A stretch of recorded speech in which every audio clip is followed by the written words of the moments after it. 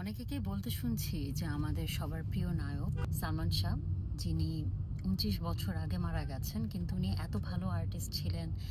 অথবা এত ভালো ফ্যাশন আইকন ছিলেন যে মানুষ এখনও তাকে ভুলতে পারেনি। আপনি চিন্তা করে দেখবেন যে আমাদের অনেক প্রিয় নায়ক জাফর ইকবাল অথবা আমাদের প্রিয় নায়ক জসিম অথবা মান্না, ওনারাও ওনাদের যখন টপ অবস্থায় ছিলেন তখন আমাদের ছেড়ে চলে গেছিলেন এবং এখনও আমরা তাদের অপূর্ণতা পূরণ করতে পারিনি। তো আমার কাছে মনে হয় যে যারা আসলে খুব টপ র্যাঙ্কে থাকা অবস্থাতে চলে যান তাদের মানুষ ভুলতে পারে না, কিন্তু যখন একটু বয়স হয়ে যায়, আমাদের সিনিয়র মা, খালা, দাদা, দাদি, নানি, ওনারা যেরকম ওনাদের ইয়াং এজে খুব ওয়ার্কিং থাকেন, তারা ইম্পর্ট্যান্ট থাকেন আমাদের ফ্যামিলি মেম্বারদের মধ্যে, তখন থাকেন, কিন্তু একটা সময়ের পরে দেখবেন যে মানুষ বয়স হলে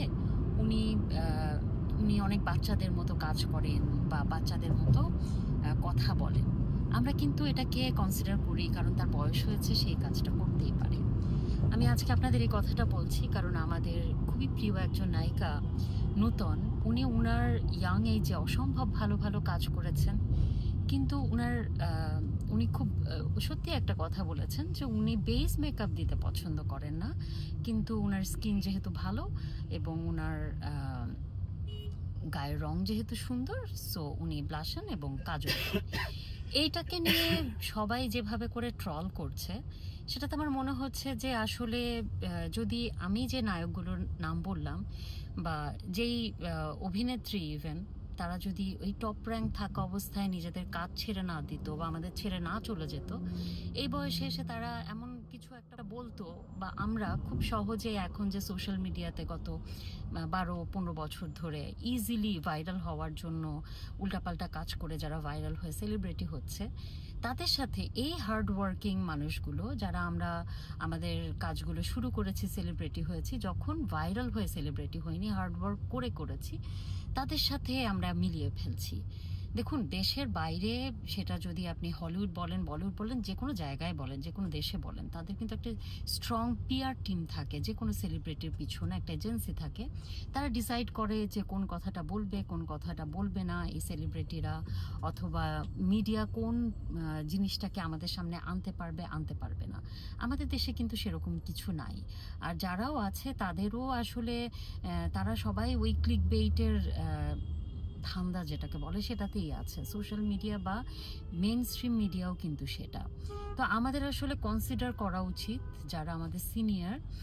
তারা সবাই সম্মানীয় এবং তারা তাদের জায়গায় কিন্তু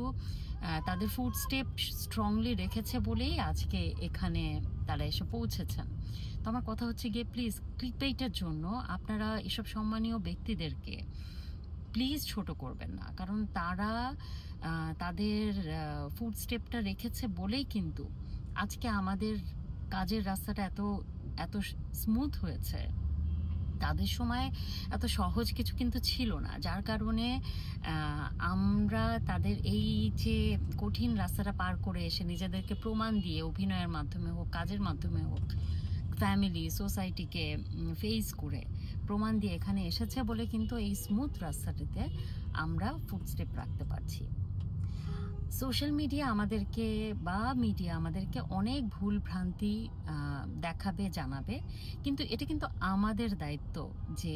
আমরা আমাদের সময়টাকে, মেধাটাকে কতটা বাজেভাবে ইউজ হতে দিব, মিস ইউজ হতে দিব। আমরা সেই সব জিনিস আমাদের ব্রেনে নিব না যেটা সোশ্যাল মিডিয়া আমাদেরকে পুশ করতে চায়, নেগেটিভিটি নিব না। আশা করি আপনারা আমার এই ভিডিওটাকে পজিটিভলি নেবেন, বোঝার চেষ্টা করবেন।